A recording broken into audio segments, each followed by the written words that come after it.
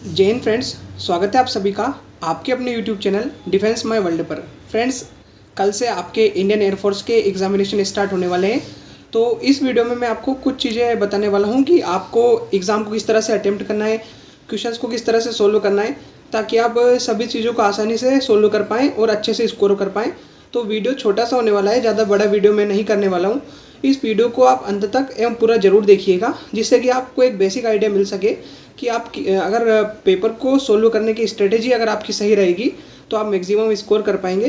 तो मैं सीधा सिंपली सबसे पहले आपको बताना चाहूँगा कि सबसे पहले आप इसमें माइनस मार्किंग का बिल्कुल ध्यान रखिएगा, क्योंकि बहुत सारे बंदे इसमें उस तरह के होते हैं जो जिनका पहला अटैम्प्ट होता है, जिन्हें ऑनलाइन एग्जामिनेशन देने का इतना अनुभव भी नहीं होता है, तो वो माइनस मार्किंग का ध्यान नहीं रखते हैं और सारे क्वेश्चन सोल्व कर देते हैं। सारे क्वेश्चन सोल्व करने से मेरा मतलब ये है कि उन्हें जो क्वेश्चन नहीं आता रहता है उनमें भी वो तुक्का लगा देते हैं। तो सबसे पहले तो मैं अगर आपको स्ट्रेटेजी बताऊं तो तुक्केबाजी से आप इस एग्ज़ाम में बचिएगा, क्योंकि मैंने भी लगभग इसके 3 अटैम्प्ट दे चुका हूं मैं, जिसमें से 2 अटैम्प्ट में मेरा पेपर क्लियर हो चुका था। मतलब फर्स्ट अटैम्प्ट का मेरा रिजल्ट घोषित नहीं किया गया था, सेकंड अटैम्प्ट में मेरा पेपर क्लियर हो गया था, थर्ड अटैम्प्ट में भी मेरा पेपर क्लियर हो गया था। तो सबसे पहले मैं यही बताना चाहूँगा कि आप तुक्केबाजी से इसमें बचें। तुक्के का इसमें कोई काम नहीं है। अगर आपको क्वेश्चन नहीं आता है तो सिंपली छोड़ दीजिए। अगर आप क्वेश्चन में श्योर हैं तो आप उसको कीजिए। दूसरा यह है कि इसमें टाइम मैनेजमेंट का बहुत बड़ा खेल होता है। अगर आप टाइम मैनेजमेंट पे ध्यान नहीं देंगे तो आपका पेपर छूट जाएगा, यानी आते हुए क्वेश्चन भी आप नहीं कर पाएंगे।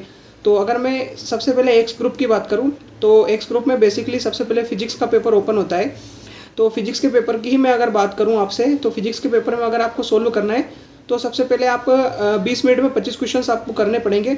तो उस हिसाब से आप एक काम कीजिएगा। फिजिक्स के लिए आप ये चीज़ कर सकते हैं कि आप सबसे पहले उन क्वेश्चंस को कीजिए, मतलब आप पहले क्वेश्चन से पढ़ के तो लास्ट क्वेश्चन तक जाइए। पहले आपको जो क्वेश्चन आता है उसका सिंपली आंसर लगा दीजिए, और जो क्वेश्चन आपको नहीं आता है उस पर उलझिए मत, उसको मत कीजिए। पहले से लास्ट क्वेश्चन तक घूम जाइए, यानी कि आप 1 से लेकर 25 क्वेश्चन तक चले जाइए। तो जो क्वेश्चन आपको वन लाइनर या एक बार में आ रहे हैं उनको कर दीजिए।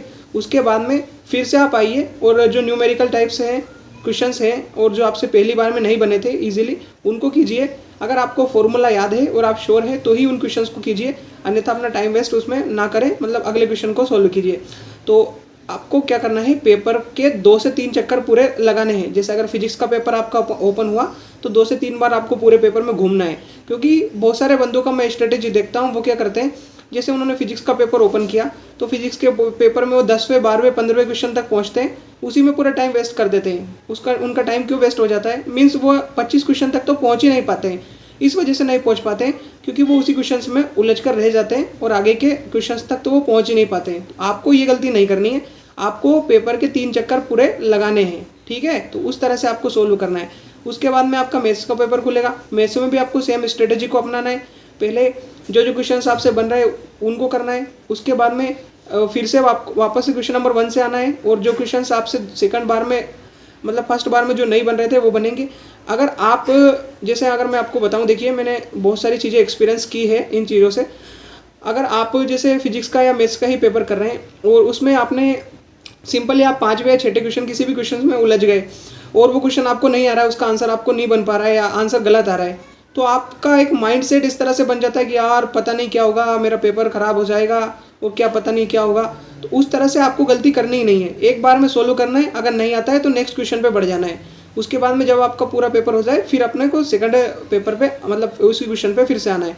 उसके बाद में आपको एक और स्पेसिफिक चीज़ बता दूं, जो अभी पहली बार इसका अटेम्प्ट दे रहे हैं, 20 मिनट में 25 क्वेश्चन आपको फिजिक्स के करने पड़ेंगे। उसका मतलब ये है कि 20 मिनट ही आपको प्रॉपर पूरे मिलेंगे। अगर आपने 15 मिनट में कर लिया तो ऐसा नहीं है कि आप मैथ्स का पेपर सोल्व कर लेंगे, उसमें टाइम दे पाएंगे, नहीं होगा।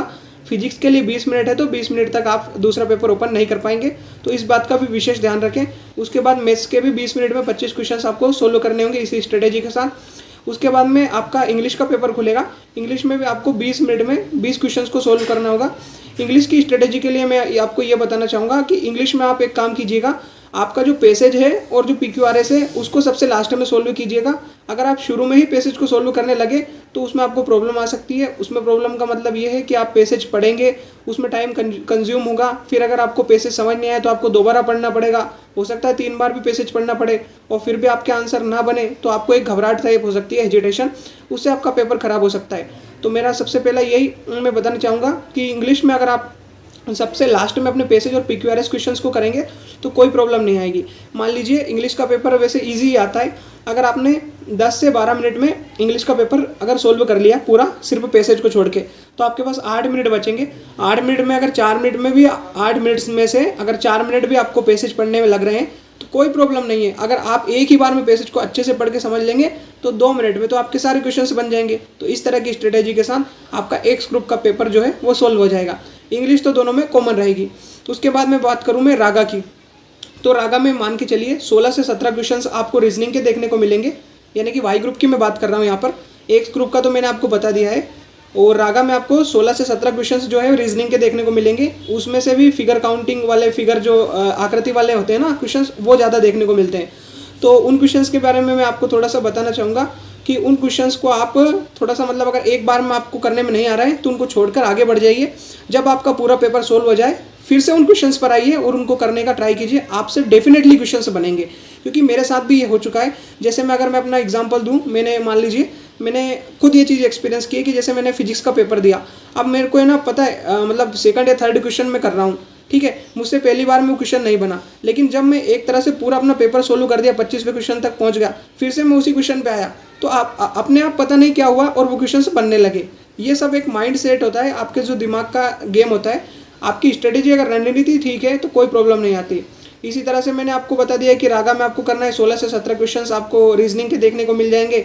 तो उसमें भी आप आसानी से उन चीज़ों को सोल्व कर पाएंगे, लेकिन सोल्व तभी कर पाएंगे जब एक पॉजिटिव माइंड के साथ उन चीज़ों को अप्रोच करेंगे। और पॉजिटिव माइंड कब रहेगा? जब आपसे क्वेश्चंस बनेंगे।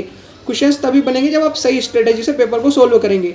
तो 16 से 17 क्वेश्चंस आपके रीजनिंग के देखने को मिलेंगे, उनमें भी आपको अच्छे से सोल्व करना है, अच्छे से पढ़ना है। सबसे मेन मैं चीज़ें बताऊं, जिन बंदों का पेपर क्लियर नहीं होता है उनसे मैंने बात की है, वो हड़बड़ाहट में क्वेश्चंस को सही से नहीं पढ़ पाते हैं, किसी वर्ड को गलत गड़बड़ पढ़ देते हैं, या क्वेश्चन को सही से नहीं पढ़ पाने के कारण उनको समझ में आता है कि यार कौन सा फॉर्मूला यूज़ करूँ, उस वजह से भी प्रॉब्लम हो जाती है। तो आप क्वेश्चन को एक बार पढ़े, पर इतने अच्छे से पढ़े कि दोबारा पढ़ने की जरूरत ना पड़े, इतने अच्छे से आप क्वेश्चन को पढ़े। तो ये आपका रीजनिंग हो गया। रीजनिंग के आपको 17 क्वेश्चंस देखने को मिल जाएंगे, 16 से 17। उसके बाद आपको जनरल मैथ्स के 3 से 4 क्वेश्चंस देखने को मिलेंगे, बिल्कुल इजी आएंगे, फॉर्मूला रखिए, आंसर निकालिए, इस तरह के मिल जाएंगे। उसके बाद में अगर मैं बात करूं जीके जीएस के, तो जीके जीएस के भी 3 से 4 क्वेश्चंस देखने को मिल जाएंगे। तो सबसे मेन इसमें रोल रहेगा आपका रीजनिंग का, और रीजनिंग सबसे ईजी सब्जेक्ट आपको दिखाई देगा। लेकिन आपको स्ट्रेटेजी के साथ और अच्छे से ही करना है सोल्व। तुक्के अगर आपने लगाए तो आपको प्रॉब्लम आ सकती है। तो इस तरह की अगर आप स्ट्रेटेजी अपने एक्स ग्रुप और वाई ग्रुप का पेपर देने के लिए अपनाएंगे तो आपको कोई प्रॉब्लम नहीं आने वाली है। बाकी मैं आपको थोड़ा सा बता दूं कि जिन बंदों ने एक्स ग्रुप से अप्लाई किया है उनका एक्स ग्रुप का ही रहेगा पेपर। एक्स ग्रुप में सबसे पहले आपको फिजिक्स ओपन होगी, 20 मिनट में 25 क्वेश्चन फिजिक्स के करने पड़ेंगे। जब आपके 20 मिनट कंप्लीट हो जाएंगे तो आपकी इंग्लिश ओपन होगी, हाँ इंग्लिश ओपन होगी, या फिर मैथ्स भी हो सकता है। चलिए मैथ्स की बात कर लेते हैं। सबसे पहले आपका फिजिक्स ओपन होगा, फिर आपका मैथ्स होगा। मैथ्स में 20 मिनट में 25 क्वेश्चंस आपको करने पड़ेंगे। उसके बाद आपका इंग्लिश ओपन होगा, उसमें आपको 20 मिनट में 20 क्वेश्चंस करने रहेंगे। उसके बाद में जिन बंदों ने वाई ग्रुप से अप्लाई किया है उनको पहले इंग्लिश ओपन होगी, इंग्लिश में आपको 20 मिनट में 20 क्वेश्चंस करने रहेंगे। उसके बाद में आपका रागा होगा, रागा के आपको 20 मिनट में 30 मिनट में शायद 25 मिनट में 30 क्वेश्चंस करने रहेंगे। तो इस तरह का रागा का रहेगा। और जिन बंदों ने एक्स एंड वाई बोथ से अप्लाई किया है उनका पहले एक्स ग्रुप का पेपर ओपन होगा, उसके बाद वाई ग्रुप का ओपन होगा। तो इस तरह की चीज़ें रहेंगी। बाकी मैं आपको एक और सलाह देना चाहूँगा। देखिए बहुत सारे बंदे जिनका पहला अटेम्प्ट होता है, जिनको कुछ चीज़ें समझ में नहीं आती है, डर भी रहता है, और शायद कंप्यूटर चलाने में भी उनको प्रॉब्लम हो सकती है। तो वहाँ पर जो आपको स्टाफ रहेगा, जहाँ जिन टीचर्स की वहाँ पर ड्यूटी रहेगी, उनसे आप बिल्कुल सभी चीज़ें, कोई भी अगर आपको प्रॉब्लम हो, कंप्यूटर में कोई प्रॉब्लम हो, तो आप उनसे डेफिनेटली पूछ लीजिएगा कि सर मुझे ये चीज़ नहीं आ रही। वहाँ शर्माने की कोई ज़रूरत नहीं है, ठीक है। वहाँ पर डरने और शर्माने की ज़रूरत नहीं है। अगर आपको कोई भी प्रॉब्लम है तो उनसे बोलिए कि सर मुझे ये प्रॉब्लम है, मेरा इसका सोल्यूशन कीजिए, मुझे ये चीज़ करना नहीं आ रही है। अगर आप हेजिटेट होंगे कि यार ये मेरे बारे में क्या सोचेंगे कि मुझे कंप्यूटर चलाना नहीं आता है, ये बात वो बात, तो इस तरह की चीज़ें मत सोचना वहाँ पे, क्योंकि बहुत सारे बंदे डर और घबराहट में भी अपना पेपर बिगाड़ लेते हैं। आपको अपना पेपर ख़राब नहीं करना है, तो आप सभी चीज़ों पर इन पर ध्यान देंगे। तो बाकी अच्छे से ही आपको पेपर देना है। बिल्कुल मैं आपको शुभकामनाएं देता हूँ, बेस्ट विशेष देता हूँ कि आप अच्छे से अपना पेपर दें और अच्छे से स्कोर करें, क्लियर करें, ताकि इनरोलमेंट में भी आपका नाम आए और आप बेलगांव तक पहुँच सके, अपने एयरफोर्स में जाने के ड्रीम को पूरा कर सकें। तो और बाकी अगर आपको कोई डाउट हो तो आप कमेंट बॉक्स में पूछ लीजिएगा। आप अच्छे से जाइए और अपना पेपर दीजिए, ठीक है। मैं भगवान से प्रार्थना करता हूँ कि आप सभी का सिलेक्शन हो जाए। मिलते हैं नेक्स्ट वीडियो में। जय हिंद।